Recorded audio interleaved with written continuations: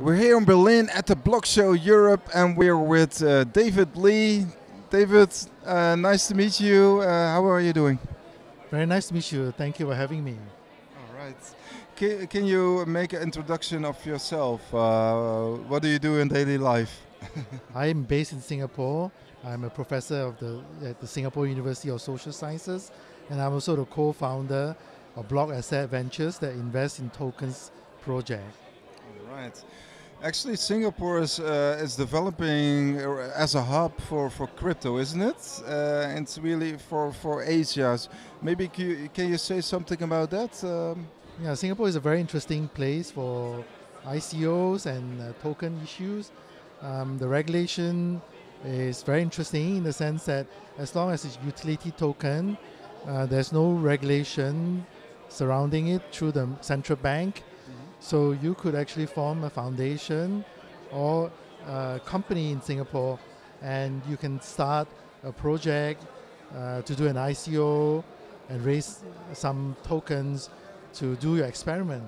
So in Singapore, there is also a sandbox.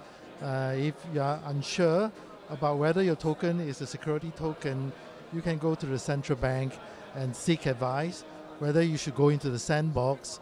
And the sandbox is a very interesting concept where the regulator allows you to do something which is in violation of the regulation, but because of innovation and because it contributes to the economy in terms of value adding, so they will allow you to do what you do under a controlled environment for a period of time. So that's a very good idea, and a lot of ICOs are actually utility token, and we have many of them in Singapore that don't go through the sandbox, and they have been successful. So actually the whole regulation is very friendly for ICOs. If you compare it, for instance, to Switzerland, what are a bit the differences between, for instance, the Crypto Valley in Switzerland and Singapore? I think both have these advantages, and Switzerland is one of the favored jurisdictions as well. There are many other jurisdictions that people are looking into around the region, and it is very good to hear that everybody is doing ICOs in many of these jurisdictions. And Singapore has this advantage because Singapore has a large number of very good professionals, lawyers, as well as auditors, and the regulators is also very approachable. We have the yearly FinTech Festival in November, and what's more important is that we are very near 10 countries, including Singapore, called the Association of Southeast Asian Nations, ASEAN. And the other 9 countries, altogether, they're about 480 million out of 650 million with no banking services and bank accounts. Unbanked. They are unbanked and underserved. So for the blockchain, this is a very good business opportunity. So a lot of people just talk about technology, and it's important to be good in the decentralized technology. But when you go offline, when you go to talk about business model, you need to have the demand side. And all these unbanked and underserved are perfect user for the blockchain because blockchain allow for fractional asset ownership. A lot of projects that we see, like you can own an account, 10% of the account, not the entire account, or you can own 0.1% of the ship. So those are all very interesting, and you can collateralize the account after you digitize the account as a token, and you can do P2P lending, you can trade on the tokens. Those are all the new business model that you don't see elsewhere, but you see a lot in Singapore. Okay. And what is your role? Are you also connected to like investor? You're also one of the founders of an investor fund. And what do you look for in an ICO? What is for you important for an ICO? I come from the hedge fund world, so I have to reinvent myself. I have to recreate myself and let go of all the metrics that I was used to in valuing companies. So I use my own new model after 5 years of research in the university. I call it 3 Cs, 5 Ds, and LASIK. And the 3 Cs are when a project comes to me, I'll ask the project, what is your contribution to the community? That's the first C. Second thing is it on compassionate ground? Are you serving people that are underserved, unbanked? because with that you can reach out to a lot of customer and new businesses. And more importantly, is it a creative business model, or is it just repackaging old economy as a token economy that you try to just raise fund? So those are the 3 C's. And then I have community, compassionate, and creative. Then I have the 5 Ds. Digitalization. What are you digitizing? The cow. Who are you disintermediating?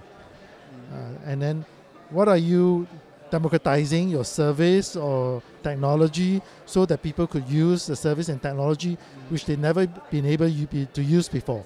Now with blockchain they could use it. But the 3 Cs and the first 3 Ds, the fintech companies are able to do that. But the fintech companies who are centralized, they are not decentralized, which is the 4th D. Neither do they wish to diminish oneself.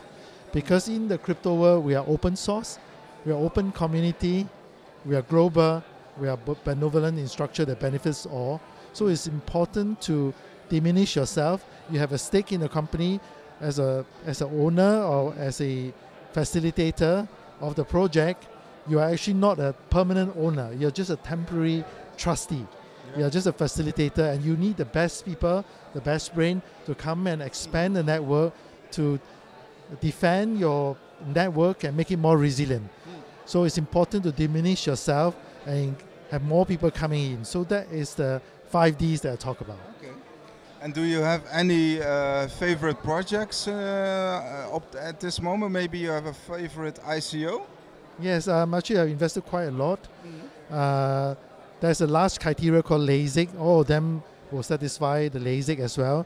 They're all LASIK. L for low margin, A for asset light, and then S for scalable. They need to be scalable because in the token economy, the marginal cost of expanding is almost zero. You want to join the network, you download the software into your own computer, it's your own time learning about it, everything is yours, but as far as the network is concerned, the marginal cost of expansion is almost zero. So, and then it has to be innovative, and it must be compliance easy. That means you have to do a project that is so costly to regulate, or that the government is very happy with you because you're solving some of the problems that they cannot solve. Okay. So compliance easy, or ease of compliance is very important. Yeah. So the project that I invested in, there's one called Sentinel Chain that do cow tokens. We tokenize the cow. So what happens is that the insurance company will get a health certificate from the vet to make sure that the cow is healthy and issue an insurance certificate. So with the health certificate, with the insurance certificate, with the facial recognition of the cow as well as a GPS chip in the ear of the cow, together with the farmer's identity, they're all put onto a private chain. Okay. Once you put on the private chain, you can link up with a consortium chain to allow the P2P lender to lend the money to the farmers because the cow is tokenized. Okay, cool. And then you can link up with the open blockchain, and because that will cross border. Okay, cool. So these are some of the very innovative new financial inclusion and inclusive tech, because the technology wise is very inclusive. It includes private chain, consortium chain, as well as open blockchain. Sounds very good. Okay, guys, Dutch ICOs, you also, I mean,